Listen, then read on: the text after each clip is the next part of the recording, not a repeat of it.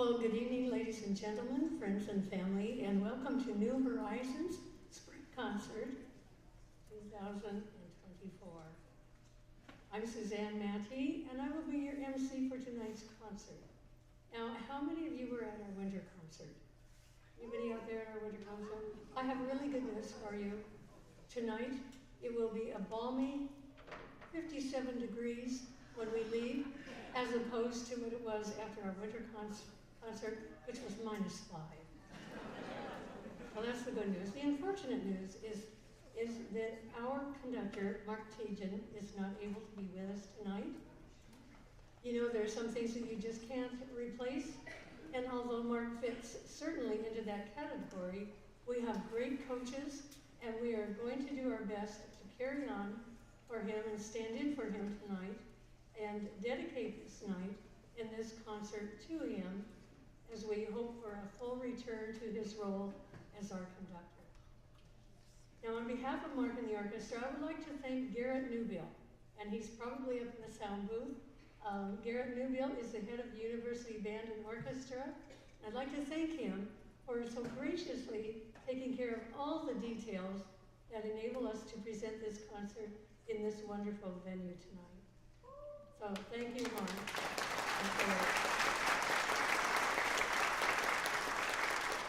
I would also at this time like to acknowledge our percussion section, because under the direction of Paul Raymond, because they are our backbone, and they are in just about every song, every number that we're going to do. Now, New Horizons is an international organization that provides opportunities for musicians and music lovers worldwide. And you can find more about New Horizons at their website, or our own Spokane New Horizons at our website, and both of those are listed in the program. Now, in past concerts, we have many times featured a theme, such as our recent winter concert, where we had a Western theme. And then there was that most memorable and fun Pirates of the Caribbean theme, where Captain Jack and the Black Girl came to life with unforgettable music and flair. Yarr! They never give up. But tonight our program is so varied, the title Potpourri was chosen because we have everything from tone poems to sketches, from classic opera to rock and roll. So let your imaginations and your memories stir as we not only take you down memory lane, but also introduce you to places you may never have been. For our first number tonight, Edgar Allan Poe was an American writer, a poet, an author, an editor, and a literary critic who was best known for his tales of mystery and the macabre. He lived from 1809 to 1849. Now, many of you are familiar with the often quoted line in his poem, The Raven, quoth the raven, nevermore. Well, tonight we're going to hear a tone poem based on another famous work of Poe's, The Tell-Tale Heart. Now, a tone poem is a piece of orchestral music which basically illustrates or tells the story of a poem, a short story, even a painting or a landscape, or other non-musical score. Now, we really don't want you to miss out on any of the delightful, delicious details of this great story. So what we're going to do is we're going to give you a guide to the different parts of this story, a trailer, so to speak, and a musical guide as to what to listen for in order to know what is going to go on in this ghastly tale. The story is told by a narrator who throughout the tale tries very hard to convince you that he is not mad, even though he has murdered and dismembered the body of a harmless old man who had what the narrator thought was a vulture eye, and it just drove him crazy. So the music begins with the bass setting the tone, letting us know that a mad, macabre idea is emerging.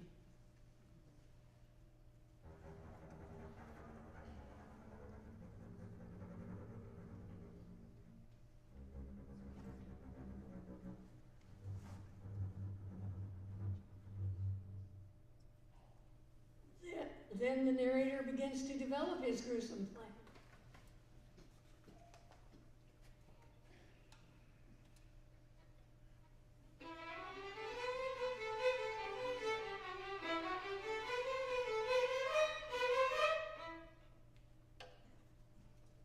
The tension now builds as he finally kills the old man.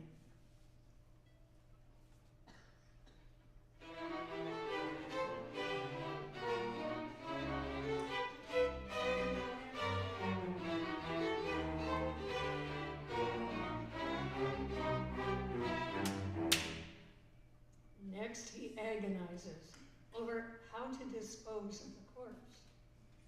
And then he, wait for it, he chops it up.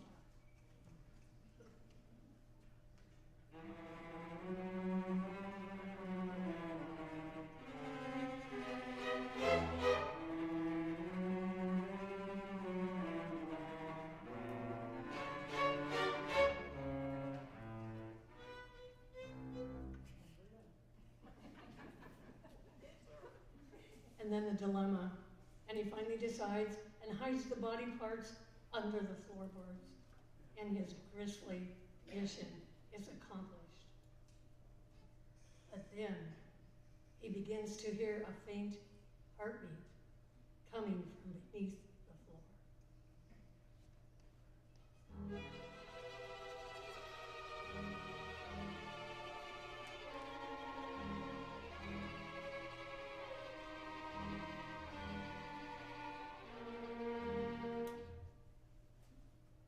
Soon the police and the curious neighbors arise because earlier they had heard a scream from the old man's room.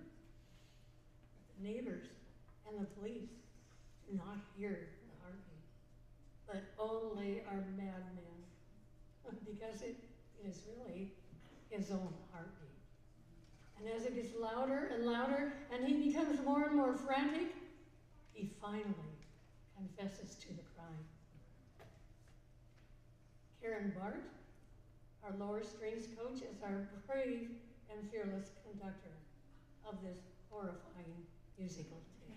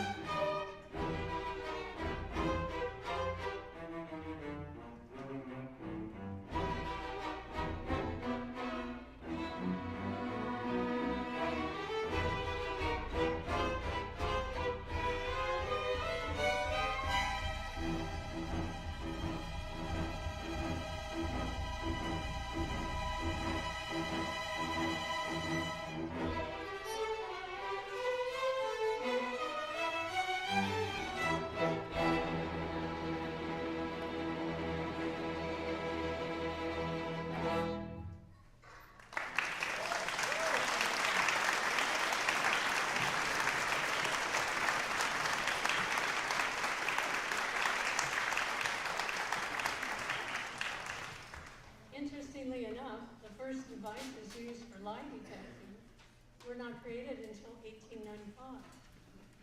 So the best takeaway from this frightful tale, simply don't tell lies, because your telltale heart will eventually tell on you.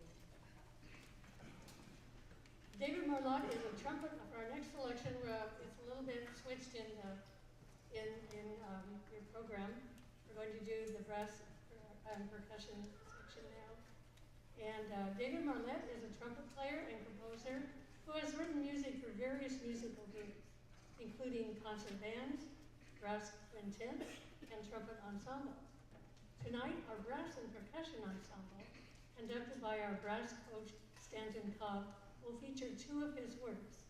The first one is called Emergence, and the second one is called Fire Escape. Now, Stanton wanted me to mention that brass players use their lips to play music, and thus they must warm up before they play. And another thing is that the mouthpieces and the instruments, because they're made out of brass, they're cold. And so, first of all, they're going to do a warm-up scale. Comfort me flat, everybody.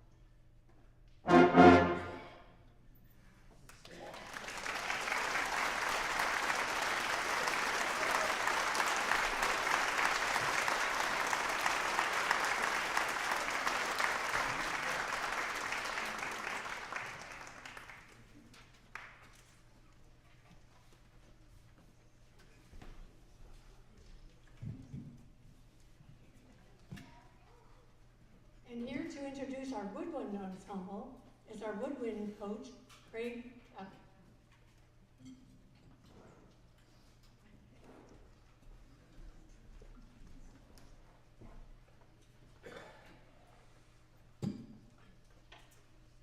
Intermezzo was a piece written by Mascagni in 1889 in Italy. He was an Italian composer. And he had written 2 operas prior to this, and they weren't so hot.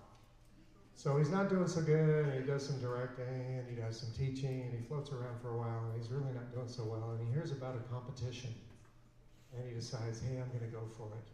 So he writes this opera in about 2 months, and he basically loses all his courage, and he sticks it in a drawer in his bedroom and says, not going for it. His brilliant wife takes it out of the drawer and sends it in, and lo and behold, he wins. And all of a sudden, he's a hero, and Italy loves him, and he's doing all kinds of wonderful things. So this is just a piece of that 3rd opera that he wrote, and it's called Intermezzo.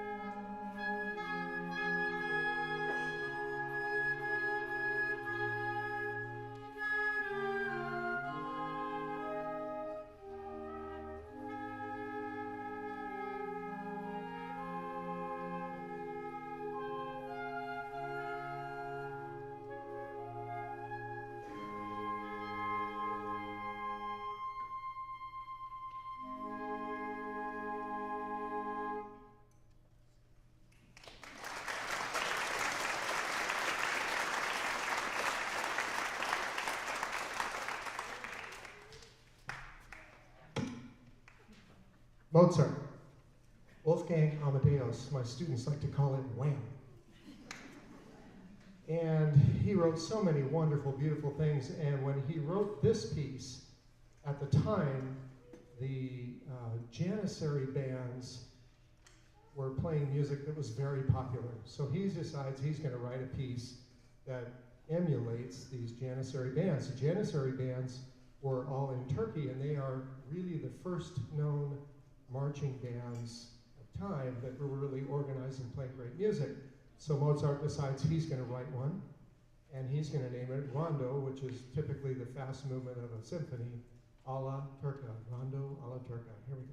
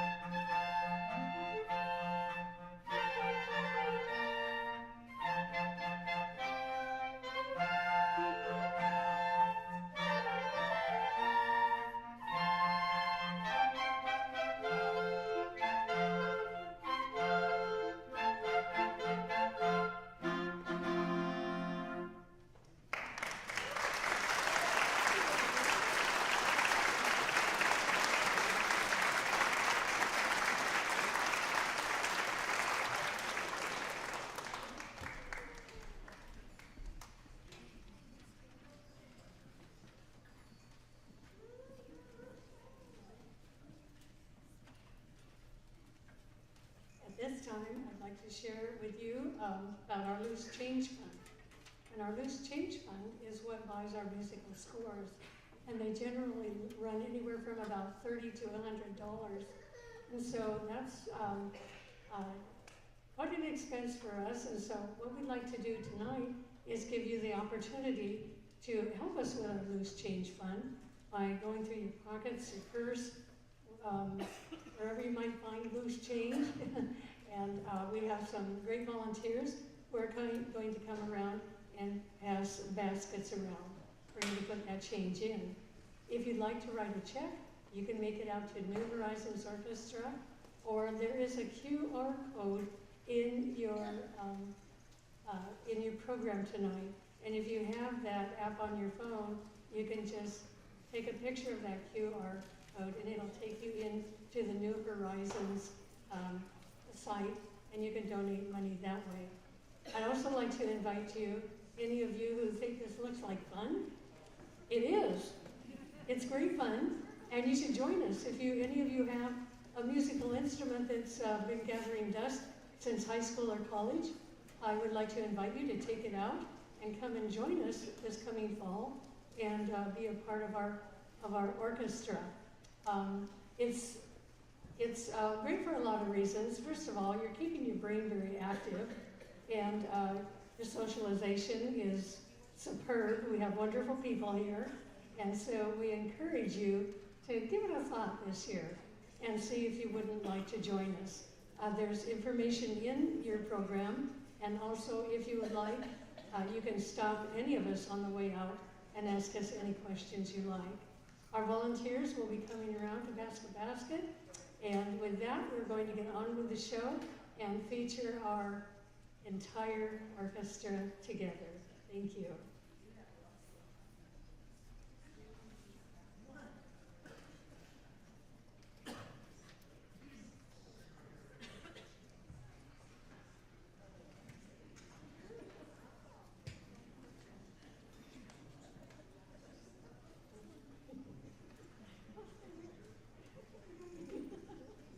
Don't leave. Okay, the can-can. The can-can is a high-energy, very physically demanding French dance that became popular in music dance halls in the 1840s. This dance was considered extremely scandalous, and there were many attempts to ban it. But it continues to have a long history of being used in art, such as the paintings and posters by the famous French artist Henri de Toulouse-Lautrec, operas such as Jacques Offenbach's opera Orpheus in the Underworld, and many various musical works, and has even shown up in anime and video games. It was introduced to America in December of 1867, and became very popular in Alaska and Yukon, Canada, where there are still performances of it today. In fact, in 1960, the famous musical Can-Can starring Frank Sinatra and Shirley MacLaine hit the theaters with great success. And some of you may know, if you're teachers, you may know that there's even a periodic table song sung to the tune of Can-Can to help students learn about the chemical elements. So Can-Can, in spite of its scandalous controversy, is one of those musical works that lives on and on. And here to conduct Can-Can for us tonight is our brass coach, Stanton Cobb.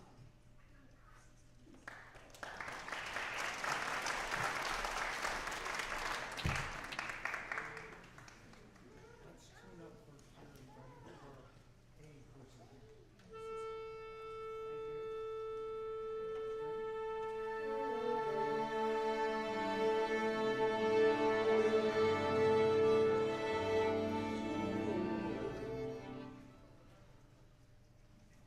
Garrett, can you give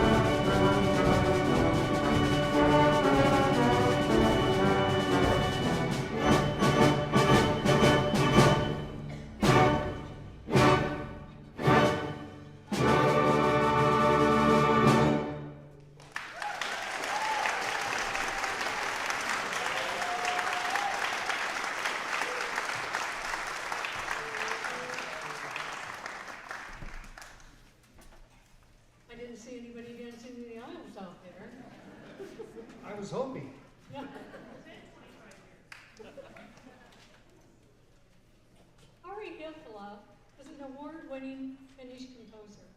He began playing piano at the age of 5 and composing melodies at the age of 6. I will not try to pronounce the title of this piece, as I would probably not do it justice, but its very translation, Return to Indian Valley, provides us with a beautiful picture to spark our imagination. Our conductor tonight is Tom Brown, a trumpet player, music teacher, and conductor for the Deer Park School District.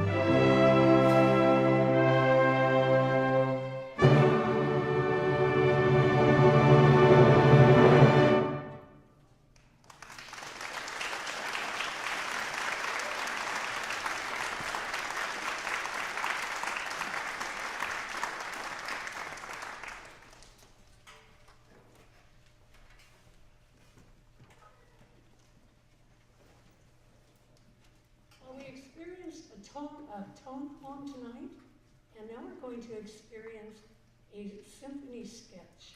Now, a musical sketch is typically refers to a brief outline or a draft of a musical idea or a composition. And why sketches? Well, fallibility of the human memory, first of all. And sketches are valuable tools to organize ideas. They may be melodies, harmonies, or rhythms, ready to be put together into a complete musical work. Actually, sketches are used by artists, by architects, engineers, and even us, as we might sit and doodle our ideas as springboards to a project. Beethoven, Mozart, and Brahms left many sketches relating to their work. Tonight, as we listen to Symphony Sketch Number 1 by Brooke Pearson, we have the opportunity to use our imagination to form different pictures of all these sketches that he put together into this piece. Conducting Symphony Sketch Number 1 is our upper strings coach, Dale Emery.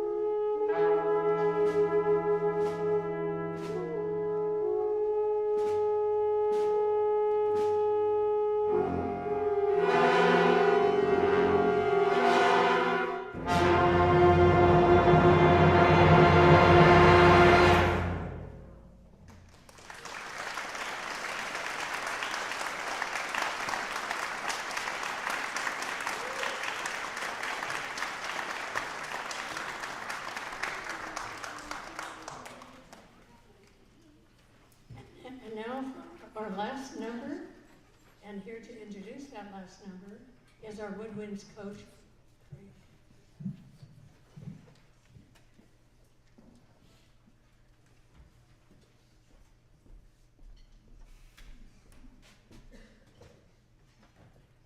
Well, we certainly appreciate you sticking through this whole thing. It's been a joy for us. These are amazing people and great musicians. And it's, yeah, pretty amazing. The coaches team, our moderator, everybody, we thank you for coming tonight. We hope you enjoyed it. And is there anybody out there that lived through the 60s? Okay. Anybody out there that lived through the 60s that doesn't want to admit it? Oh, yeah, there's one right there. Okay, so a rock opera. Anybody know the name of the rock opera? Yeah, there's a few. Come on, there's a few more of you in the 60s that knew that. Tommy. So Peter Townsend, he decides he's going to write a rock opera. It's never been done before. He's going to do this. And before he actually gets it produced, he gets it in front of some critics who right away go, it's not so good. And he thinks about it, and the main critic there, a guy named Cohn, was a pinball savant. He was just crazy about it. And he said, what if I made Tommy a pinball savant? And the critic said, all right, you're on. He goes home, and he writes Pinball Wizard, takes it back to the critics, and they go, you got a winner. So here, we hope you enjoy Pinball Wizard.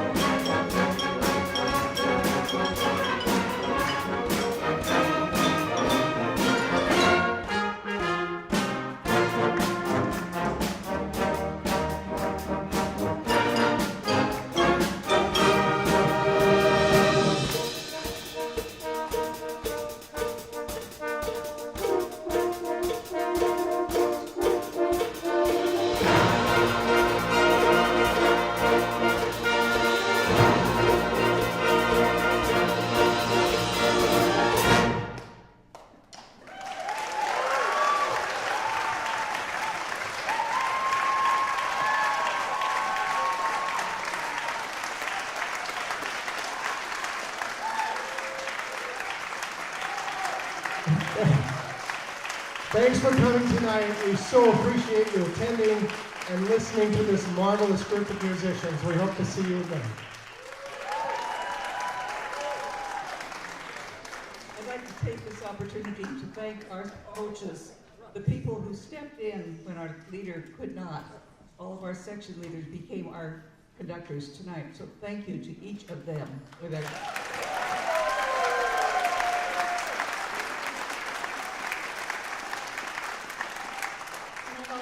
I'd like to wish you a safe drive home, and thank you very much for your generosity. We hope to see you at our winter concert, and again, we really hope to see you in the fall joining us up here on the stage. Thank you so very much, everybody. Drive safe.